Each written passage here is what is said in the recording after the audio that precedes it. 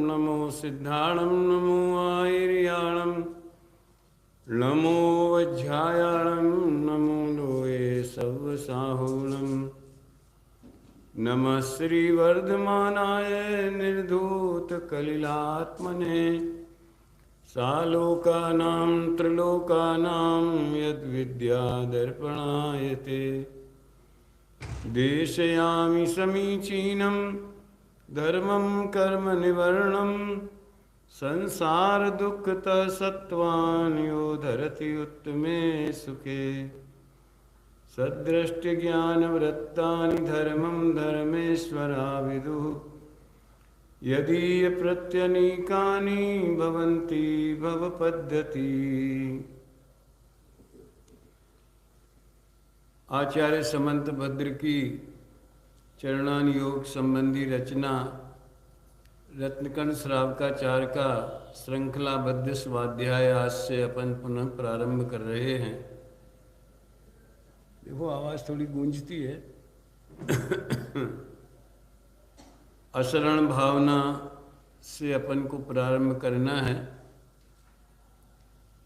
थोड़ी चर्चा अशरण भावना की जब मैं गया था तो आशीष शास्त्री ने भी ली थी, अपन पुनः ताजी करते हैं। इसके पहले जो प्रकरण चला है गुरुदेव श्री का व्याख्यान 19वीं गाथा में 19वें बार में 327 नंबर का 266-267 गाथाएं हैं। बंद अधिकार की बहुत महत्वपूर्ण गाथाएं हैं।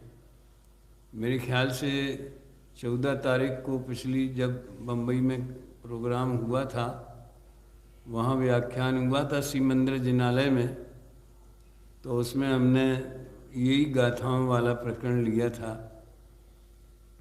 वो मुझे इसलिए प्रिय है कि इसके बाद में ये प्रकरण आएगा कि बंध जो है वो अपने आप नहीं होता, अध्यवसान आदि भाव पराश्रित हैं तो पर के संबंध में होते हैं।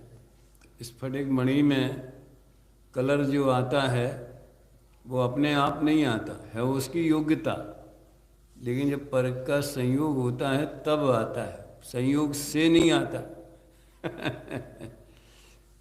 बड़ा प्यारा प्रकरण है ये कि बंध का कारण क्या है। आज तो जो प्रकरण चला है उसका सारांश पंडित जी साहब के एक वाक्य में आ जाता है, विकल्प पर में अकिंचित कर हैं और अपने लिए अनर्थकारी हैं। यहाँ अध्यवसान की बात कही गई है और अध्यवसान में जो कल्पनाएं होती हैं, कुछ उदाहरण तो ऐसे दिए हैं जो जगत में होते ही नहीं हैं। बंध्या का पुत्र है, आकाश कुसुम है, गधे का सींग है, ऐसी जो चीज़ें हैं वे तो होती ही नहीं हैं, लेकिन जो हो जाती हैं वे भी उन्हें होना था, उनके कारण से होना था तो वो हुई हैं, विकल्प से नहीं हुई। विकल्प कहो, मान्यता कहो कि मैं दूसरों को बचा सकता हूँ, जीवित कर सकता हूँ, समझा सकता हूँ, धर्म का प्रचार कर सकता हूँ, भावी पीढ़ी के लिए संस्कार देना है, ये सब अपने जो विकल्प चलते हैं ना, इनके दो काम हैं। दो काम मतलब काम तो एक ही है, लेकिन कल्पना दूसरे काम की होती है कि ऐसा कर दूं। यहाँ कहा है तेरे करने से या कहने से या मानने से सोचने से जो तू सोच रहा है वो कुछ नहीं होना है। होना है कि नहीं होना है वो जुदी बात है, लेकिन तेरे विकल्प से नहीं होना है ये गारंटी है। लेकिन तुझे आकुलता जरूर होनी, तुझे बंध जरूर होना। बात में आया था लास्ट में कि जो भी जीव बंधते हैं वे अध्यवसान आदि मिथ्या भावों से बंधते हैं, और जो मुक्त होते हैं वे मोक्ष मार्ग में चलने से रत्नत्रय से मुक्त होते हैं। तेरे विकल्प से क्या होता है? मारीची एक कौड़ी संसार में भटका तो उसके मिथ्या दिवसान से भटका, लेकिन उसने जो सोचा था, मिथ्या कल्पनाएं कर रखी थी, वैसा तो कुछ जगत में हुआ नहीं। तो ये अकर्तृत्व भावना का बड़ा सुंदर प्रकरण है ये। और अभी तो चल रहा है, आप लोग डेली सुन ही रहे हैं, आगे भी चलेगा। अपने को यहाँ पेज नंबर 377 पर अशरण भावना से चर्चा प्रारंभ करते। जब ये 12 भावना का अधिकार प्रारंभ हुआ था, तभी ये कहा था कि इनका चिंतन, विचार, निर्णय इस तरह का होना चाहिए जो वैराग्य पोषक होवे, जो शोक करने वाला, रोने धोने वाला, निराश होने वाला, भय उत्पन्न करने वाला। अगर हम इन भावनाओं का वैसा चिंतन करेंगे तो वो 12 भावनाएं सही नहीं हुई। वैराग्य उपावन माई, मुनिराज भी वैराग्य भावनाओं को और अधिक प्रज्वलित करने के लिए, बढ़ाने के लिए 12 भावनाओं का चिंतन करते हैं। जैसा इन भावनाओं में वस्तु का स्वरूप बताया जाता है, उनके अनुभव में तो अखंड रूप से वैसा चलता है, तो भी उसे और अधिक सपोर्ट करने के लिए, दुर्विकल्पों से बचने के लिए, उन्हें भी विकल्प आते हैं तो 12 भावनाओं का चिंतन करते। जगत में जितनी भी घटनाएं अपन देखते हैं, समाज में हों, राष्ट्र में हों, अपने घर में हों, परिणामों में हों, मुमुक्षुओं में हों, सब में 12 भावना संबंधी तत्व छिपे हुए हैं। वो सोचने की और समझने की बात है। अपने परिणाम कहाँ शरणभूत हैं? किसी भी परिणाम को अपन रोक सकते हैं क्या? अशरण माने, शरण माने क्या है कि जो सुरक्षा प्रदान करे। मुख्य अर्थ तो यही है कि हम आपकी शरण में आए हैं। तो 2 अर्थ हैं उसके। एक तो आप हमारी समस्याओं का समाधान कर दो। कोई गरीब हो तो किसी सेठ के पास जावे तो सेठ जी बोलो क्या चाहिए, साहब दुकान खुलवा दो, कर्जा दे दो, कुछ सहायता कर दो, तो हम आपकी शरण में आए हैं। तो सुख प्राप्ति के लिए जीव दूसरों की शरण में जाते हैं, अथवा मृत्यु से बचने के लिए दूसरों की शरण में जाते हैं। तो यहाँ अशरण भावना में तो मुख्यतया मृत्यु से बचने की बात है। दल बल देवी देवता मात पिता परिवार, मरते बिरिया जीव को न राखन हार। ये भूधरदास जी की 12 भावना का है ये छंद। मरते समय कोई नहीं बचा सकता है। सम्राट महाबल सेनानी उस क्षण को टाल सकेगा क्या? अशरण मृत काया में हर्षित निज जीवन डाल सकेगा क्या? बड़ा महान सम्राट होवे, कोई चक्रवर्ती होवे, इंद्र होवे, जिनेंद्र होवे, जिसकी आयु जिस समय क्षय होने वाली है, तो एक समय भी घटा, अपनी खुद की नहीं घटा बढ़ा सकते। महावीर भगवान के केवल ज्ञान में तो था ना कि मैं अमावस की प्रातः काल में और सूर्य की पहली पौ फटेगी उसी समय ये देह छोड़ के आत्मा सिद्धालय में जाएगा। अन्य मत में तो ऐसा आता है कि गोस्वतांबर प्रार्थना की कि थोड़ा रुक जाओ भगवान, हाँ आखिरी दर्शन हो जान दो आपके। ऐसा थोड़ी होता है। आज तो गुरुदेव ने श्वेतांबर की एक विचित्र मान्यता का उल्लेख किया।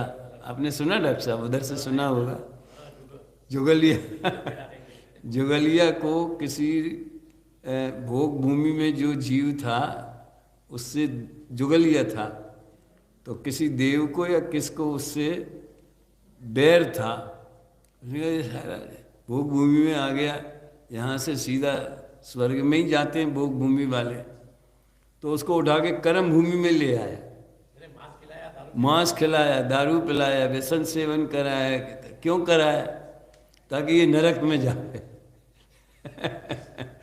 इससे वो कथा तो कल्पित है।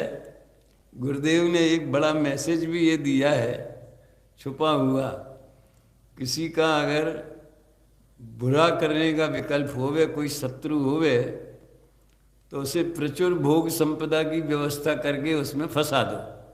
तो दुनिया तो ये समझेगी कि वो भी है यार, ये तो क्या बात है, ये तो बड़ा उपकारी है, कर्जा दे रहा है, मैं देता हूँ तेरे को 5 लाख रुपए, लगा दे शेयर में, ऐसा बर्बाद करना हो तो उल्टी सलाह दे करके तो बर्बाद हो जाएगा।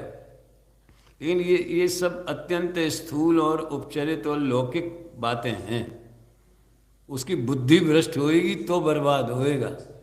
खुद दूसरा कोई किसी की बुद्धि भ्रष्ट नहीं कर सकता है। तो अशरण माने नष्ट होने से कोई नहीं बचा सकता, चाहे वो हमारे परिणाम हो, चाहे शरीर हो, आयु का क्षय हो, यही है मुख्यतया। तो नष्ट तो नहीं, संयोग हो, भूकंप आ जावे, आग लग जावे, प्रलय आ जावे, सब होता ना। गुरुदेव मोरबी की घटना को बहुत याद करते हैं। फिर बम्बई में कैसी प्रलय मची थी, कोरोना में कितनी अशरण भावनाएं हो गई थी कोरोना काल में। तो अशरण भावना का चिंतन करने से वैराग्य कैसे आएगा? ऐसे आएगा कि हम उसे समझ करके उसका नष्ट, कोई भी चीज़ का जब वियोग होता है तो शोक नहीं करें, वो वस्तु का स्वरूप है ऐसा जाने। मैं आपको बताता हूँ 72 गाथा में तो आचार्य देव ने बहुत थोड़ा अलग टाइप का उदाहरण दिया है, कहने में थोड़ा संकोच लगे, अच्छा नहीं लगता है। गुरुदेव तो उसको एक पार्ट ही बताते हैं।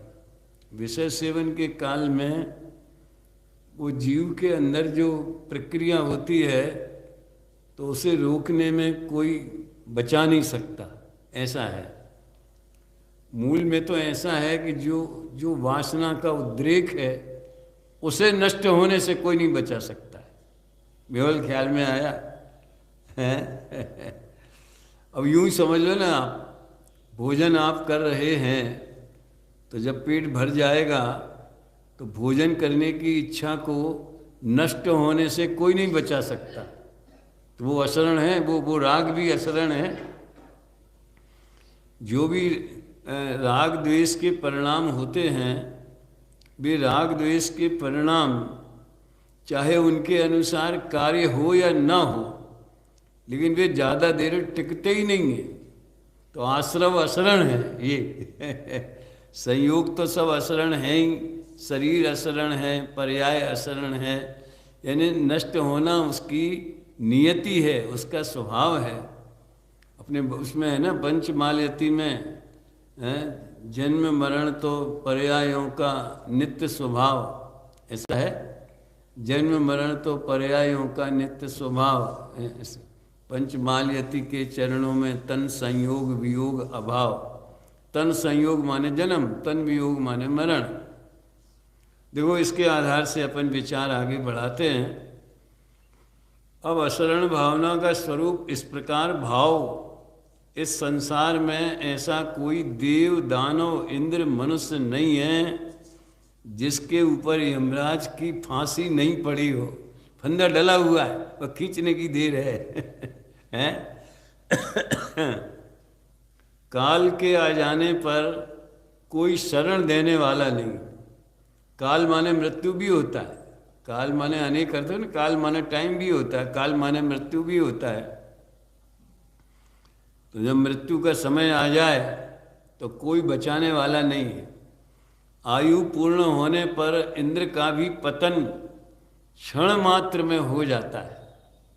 जिसके असंख्यात देव आज्ञाकारी सेवक हजारों रिद्धि सहित स्वर्ग में असंख्यात काल का निवास, असंख्यात वर्ष हो, सागरों की आयु है तो असंख्यात वर्ष हो जाते हैं।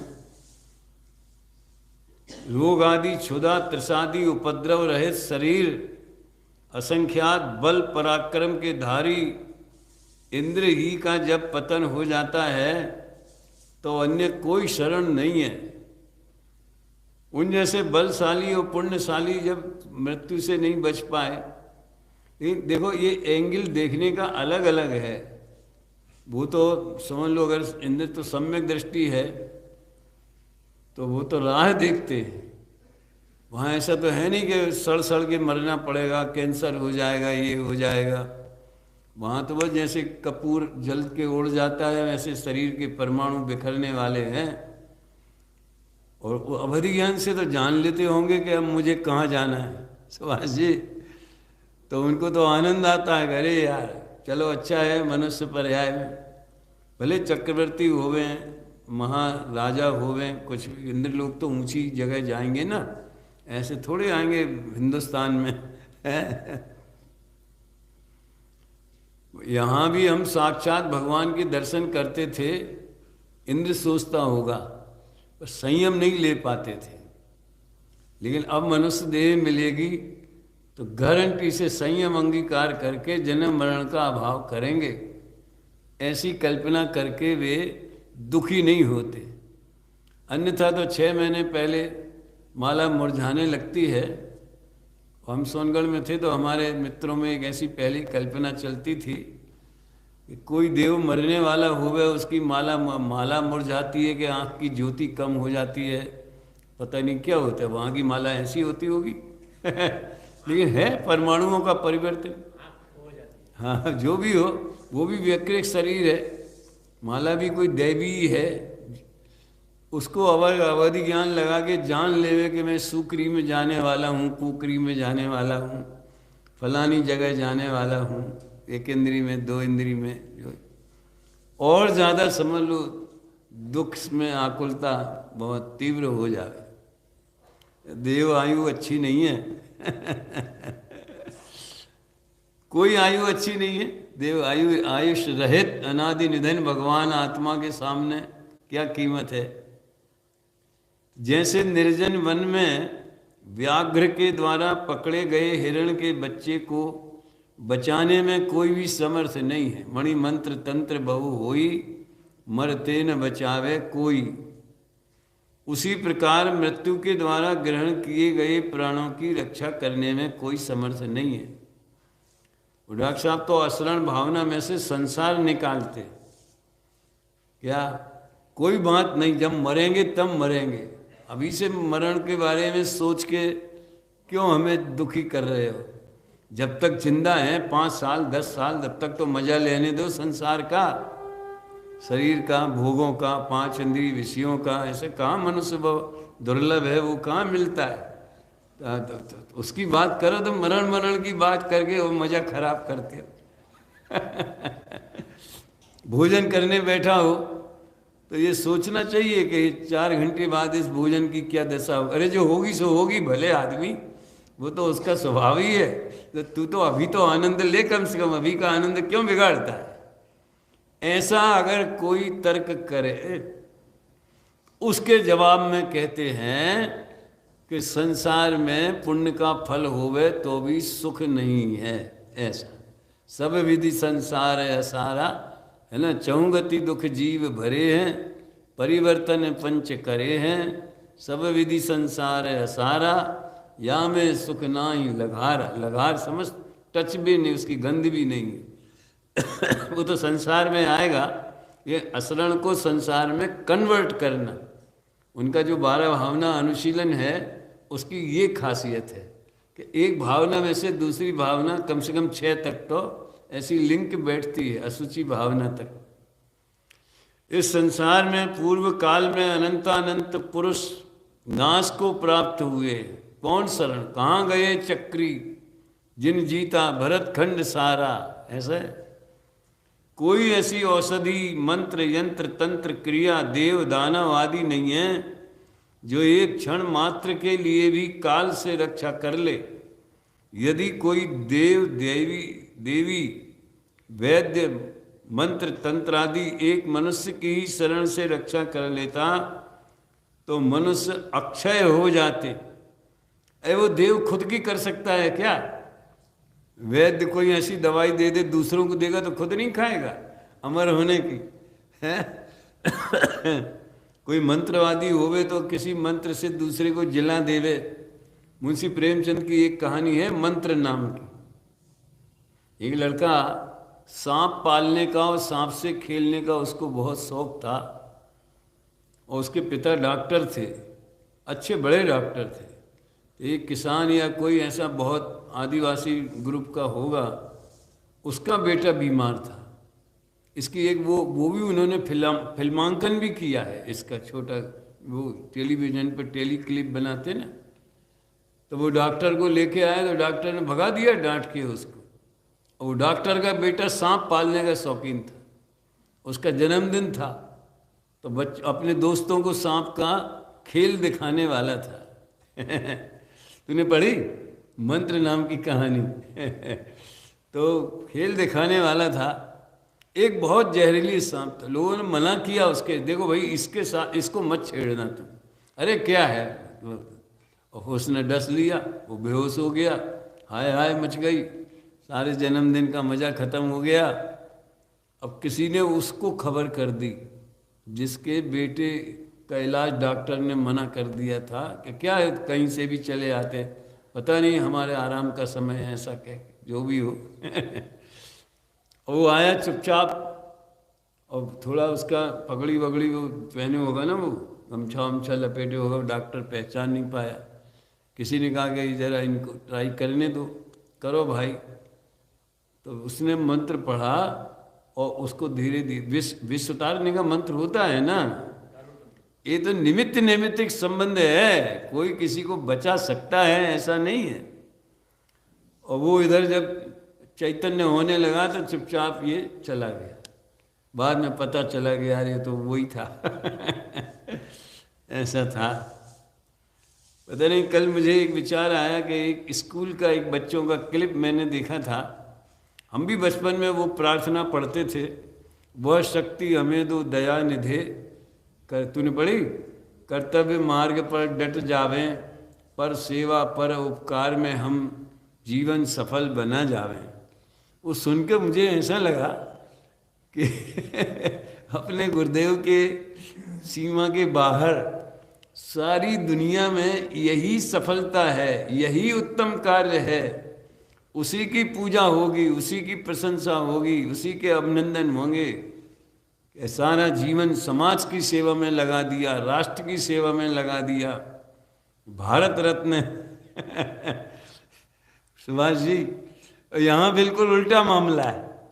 यहाँ तो कहते हैं ऐसा मानने वाला मूड है, वाह है। कैसे दुनिया को ये हजम कैसे हुए ये बात?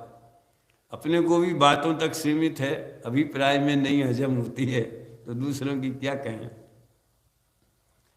इस संसार में पूर्व काल में अनंतानंत पुरुष नाश को प्राप्त हो गए हैं, यहाँ कौन शरण है?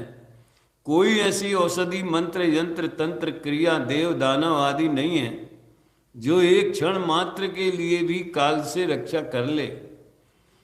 यदि कोई देव देवी वैद्य मंत्र तंत्र आदि एक मनुष्य को ही मरण से रक्षा कर लेता तो मनुष्य अक्षय हो जाते, तो कितनी संख्या बढ़ जाती है।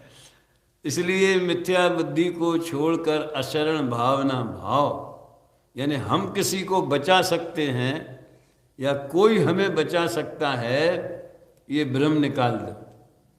मूल लोग इस प्रकार विचार करते हैं, मेरे हितैषी का इलाज ठीक नहीं हुआ, डॉक्टर लापरवाह हैं, ऐसा निदान गलत कर दिया, इंजेक्शन गलत दे दिया, नर्स से गलती हो गई तो डॉक्टर को मारने पे उतरे आ गए। अभी तो बहुत केस होने लगे।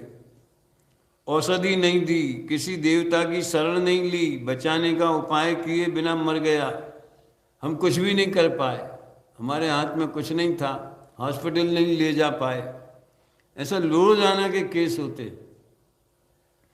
इस प्रकार अपने स्वजन का सोच करते हैं, अपना सोच नहीं करते हैं कि मैं भी यमराज की डाढ़ के बीच में बैठा हूँ। वाह वाह।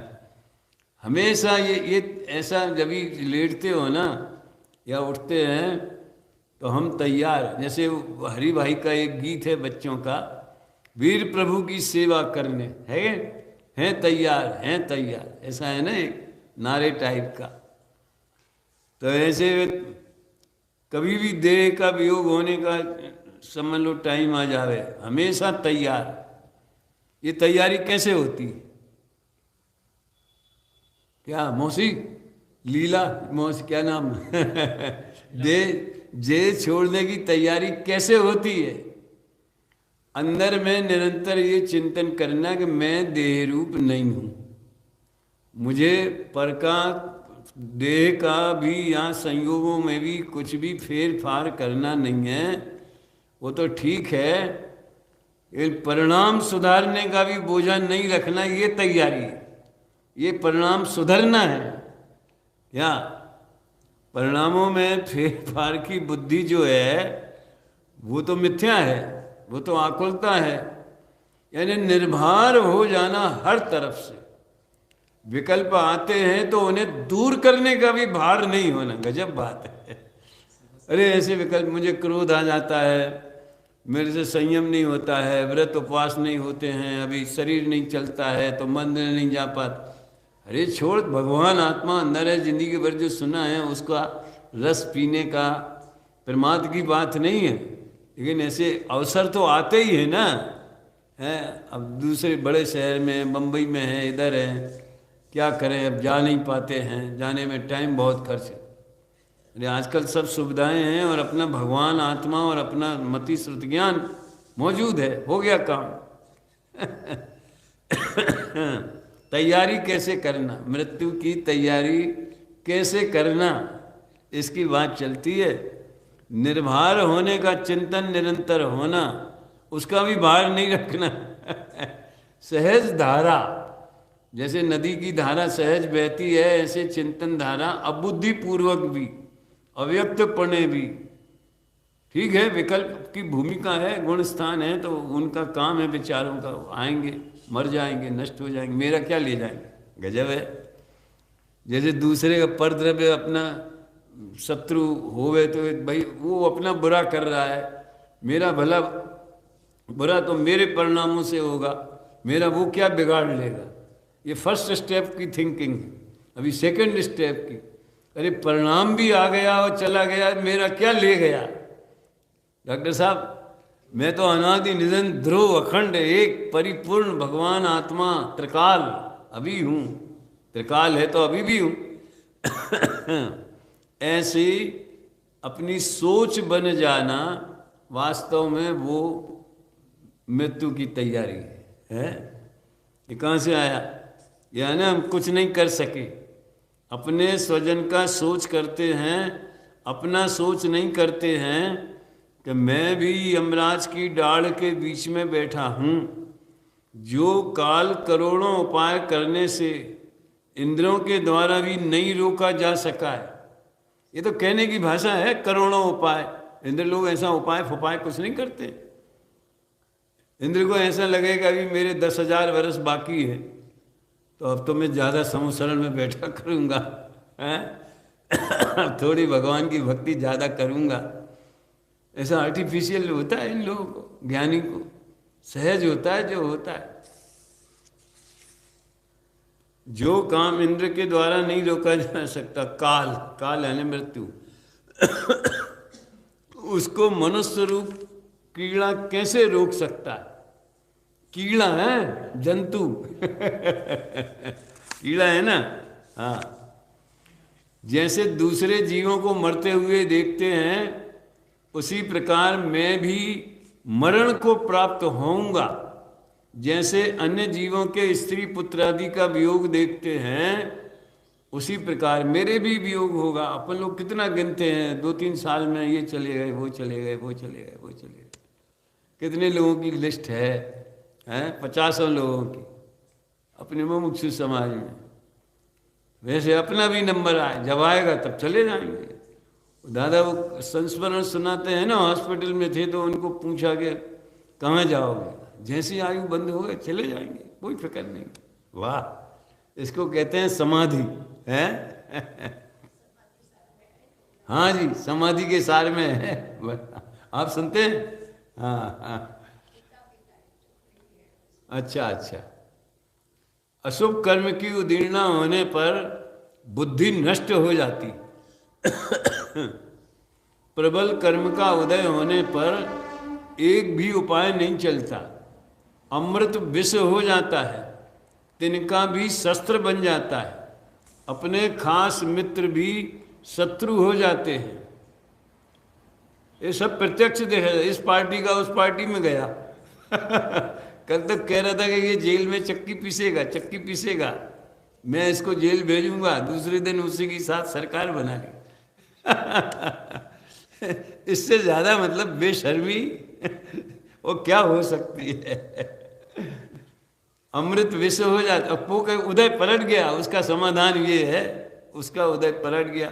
उनके पास भी जवाब है, अभी उसके विचार सुधर गए। समझ में आया ना? उस परिवर्तन तो देखो भाई होता ही रहता है। कल तक वो दूसरी विचारधारा का था, आज वो सही विचारधारा का हो गया। ऐसा जवाब किसी ने दिया नहीं है, मेरे से पूछे तो मैं बता दूं है? अपने खास मित्र भी शत्रु हो जाते हैं। हमारी माँ भजन बोलती थी, मित्र अरी हो जाएं जगत में, अशुभ कर्म के आने से, जल से गले रवि से जलता है, कमल जगह से च्युत होने पर। इस टाइप का था। जब शुभ कर्म का उदय आता है तब मूर्ख को भी प्रबल बुद्धि प्रकट हो जाती।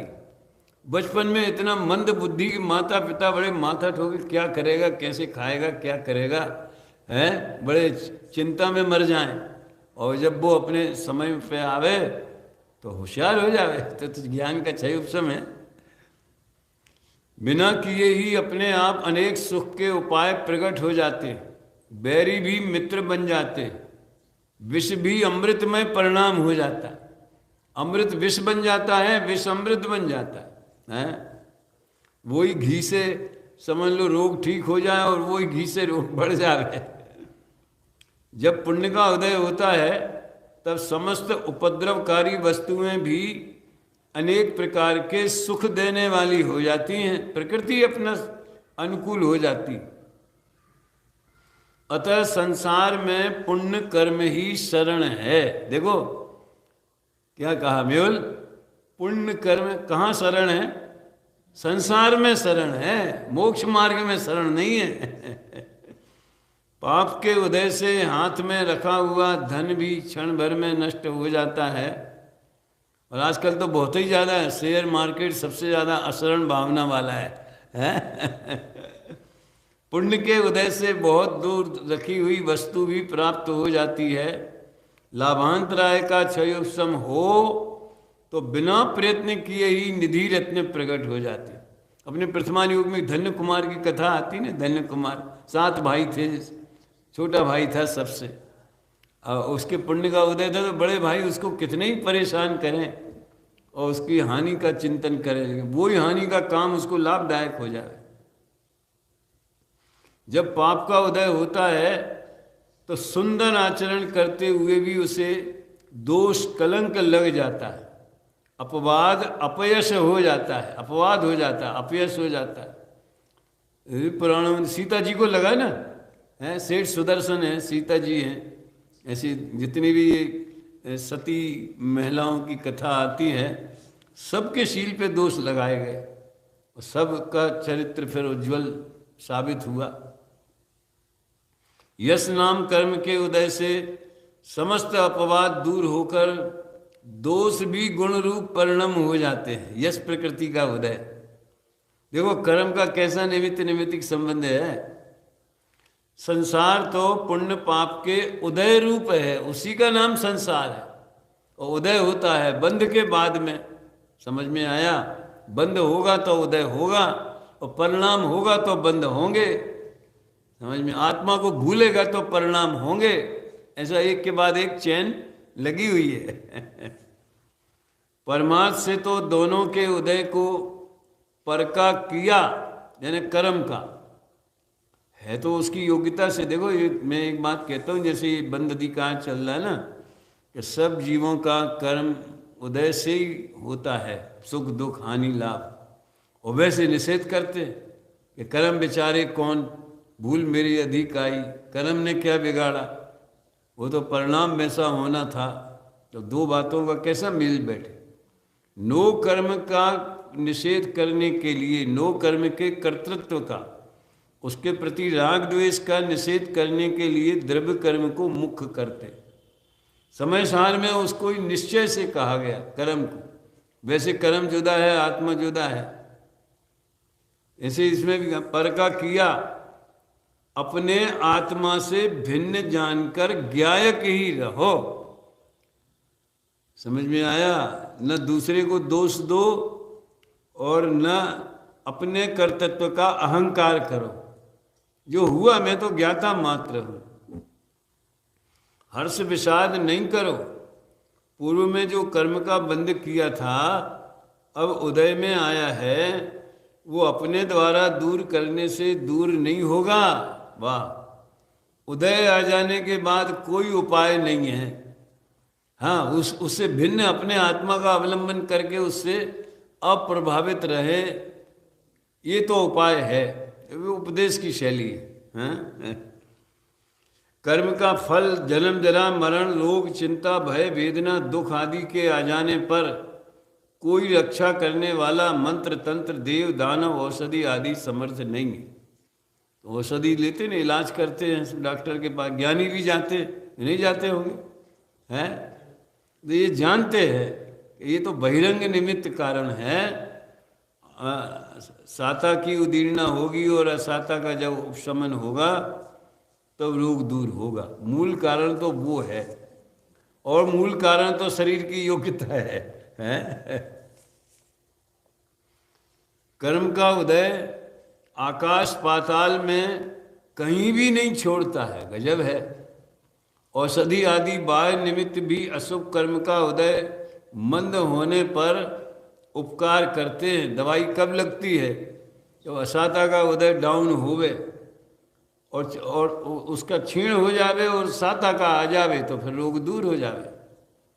दुष्ट चोर भील बैरी सिंह व्याघ्र सर्प आदि तो गांव में वन में मारते हैं, जलचर आदि जल में मारते हैं, किंतु अशुभ कर्म का उदय जल में थल में नभ में, वाह, वन में समुद्र में पहाड़ में गढ़ में घर में सैया में कुटुंब में राज आदि सामंतों के बीच में शस्त्र आदि से रक्षा करते हुए भी कहीं नहीं छोड़ता है। कितना सरल प्रेरक, समझ में आवे। इसमें कोई नहीं समझ में आती ऐसी बात ही नहीं है। केवल अंदर विचार करके उसको अंदर बिठा लेवे, अंदर हृदय में मान्यता में, वही वस्तु स्वरूप तो ऐसा है। बाकी अब जो राग द्वेष होने योग्य होते भूमिका अनुसार, मैं तो बार बार कहता ना, वो भी ज्ञान के गेय है। समय सार तो ये कहता है। इस लोक में ऐसे भी स्थान हैं जिनमें सूर्य चंद्रमा का प्रकाश पवन तथा वैक्रिक रिद्धिधारी भी गमन नहीं कर सकते। वैक्रिक रिद्धिधारी है, देव नहीं जा सकते। असुर कुमार देव भी तीसरे नरक तक जाते हैं। समझाने वाले भी, समझ लो सीता का जीव रावण को लक्ष्मण को समझाने के लिए गया तो तीसरे नरक तक गया। मुझे तो उसकी याद आ रही है, वो सद्दाम हुसैन था ना, कितने बंकर बना करके अंदर बैठा था और वहीं पे मार दिया गया। और ये वो था, वो अमेरिका का दुश्मन था, लादेन को कैसे छुप के बैठा हुआ था। कहीं चले जाओ, ये तो वो तो नो कर्म का ज्ञान कराते कि सद्दाम हुसैन को उसने मार दिया अमेरिका वाला ने, उसकी आयु का क्षय होने का काल ही आ गया। काल के लिए कहीं रोक नहीं है, नो एंट्री नहीं है कर्म उदय के लिए। यहीं बैठे ना अंदर। इस लोक में ऐसे भी स्थान हैं जिनमें सूर्य चंद्रमा का प्रकाश पवन तथा वैक्रिक रिद्धिधारी भी गमन नहीं कर सकते, परंतु कर्म का उदय तो सर्वत्र गमन करता है। प्रबल कर्म का उदय होने पर विद्या मंत्र बल औषधि पराक्रम मित्र सामंत हाथी घोड़े रथ प्यादा गढ़ कोट शस्त्र उपाय शाम दाम दंड भेद, कोई उपाय शरण नहीं है कर्म का उदय होए। शरण का अर्थ पहले बता दिया कि न तो सुखी दुखी कर सकता है और न मरने से बचा सकता है। इसमें रोग वगैरह के भी ले लिया ना सब। जैसे उदय होते हुए सूर्य को कोई रोक नहीं सकता, वैसे कर्म के उदय को भी अरोक जानकर, वाह क्या भाषा है, अरोक जानकर साम्य भाव की शरण ग्रहण करो तो अशुभ कर्म की निर्जरा होकर आगे नवीन बंधन नहीं होगा। रोग वियोग दारिद्र मरण आदि से भय छोड़कर परम धैर्य ग्रहण करो। अपना परम वीतराग संतोष भाव समता भाव यही शरण है। सुनो, ये दोनों प्रयोजनों से शरणभूत हैं, ध्यान देना। ये दुख से तो बचाएंगे, मरण से नहीं बचाएंगे। इस भाव का मरण तो हो गई ना। कोई तुम रत्नात्रय धारण कर ले मुनि हो जाए, केवली के भी देह तो छूटती ही है। मेरे कहने का मतलब ये है कि ये वीतराग भाव दुख से बचा सकता है। और क्या चाहिए अपने को, समझ में आया है ना। लेकिन परंपरा से जन्म मरण से बचाने वाला है। इस भाव से भले मरण से नहीं बचा सकता है, वो तो आयु के अधीन है, लेकिन वो रत्नत्रय की साधना में आगे 1 2 4 भाव बाद जन्म मरण का अभाव करने वाला है, इसलिए शरणभूत है। इस जीव के उत्तम क्षमादि भाव ही स्वयं के लिए शरण है। क्रोध आदि भाव इस जीव को इस लोक तथा परलोक के घातक हैं। इस जीव को कषायों की मंदता इस लोक में हजारों विघ्नों का नाश करने वाली परम शरण है। देखो व्यवहार की बात भी कितनी प्यारी। कषायों की मंदता, भले क्षय नहीं हो सकता कोई बात नहीं, लेकिन मान मंद होवे तो झगड़ा नहीं करे। मान प्राप्त करने के लिए छल विद्या नहीं अपनावे, सोर्स नहीं लगावे कि हमको पुरस्कार मिल जाए। समझ में आया। हर कषाय, क्रोध हो, मान हो, माया हो, लोभ हो, अगर वो नॉर्मल होगी, मंद होगी, तो जीव बहुत बड़ी आकुलताओं से बच जाता है। बंद तो होता ही है, जैसा मंद होगी तो बंद मंद होगा। क्या कहा, मंद कसाई का देखो परलोक में नरक तिरंच गति से रक्षा करने वाली है। इस जीव को कषायों की मंदता इस लोक में हजारों विघ्नों का नाश करने वाली परम शरण है। पहले तो वीतराग भाव कहा, फिर कषाय की मंदता को भी साथ में लिया। और परलोक में नरक तिरंच गति से रक्षा करने वाली है। मंद कसाई का देवलोक में तथा उत्तम मनुष्यों में जन्म होता है, वहाँ चांस है। यदि पूर्व कर्म के उदय में आर्तरौद्र परिणाम करोगे तो उदीर्णा को प्राप्त हुए कर्म को रोकने में तो कोई समर्थ नहीं है। वाह, केवल दुर्गति का कारण नवीन कर्म और बंध जाएगा ऐसा। कर्म के उदय आने के बाद सहकारी द्रव्य क्षेत्र काल भाव के मिलने के पश्चात कर्म के उदय को इंद्र जिनेन्द्र मणि मंत्र औषधि आदि कोई रोकने में समर्थ नहीं होता। सुनना ध्यान से, ये उदय आने के बाद सहकारी कारण मिले और उदय आ जावे। उदय तो आता ही है, मतलब उदय की बात है। सत्ता में पड़ा हुआ होवे तो अभी इलाज कर सकते।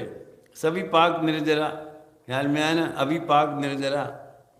सभी पाक तो जब उदय आता है वो उसको बोलते हैं, लेकिन अभी पाक तो तप करने से तो कर्म खिर जाते हैं ना, इसलिए उदय को मुख्य किया है। हाँ, सब हो सकता है।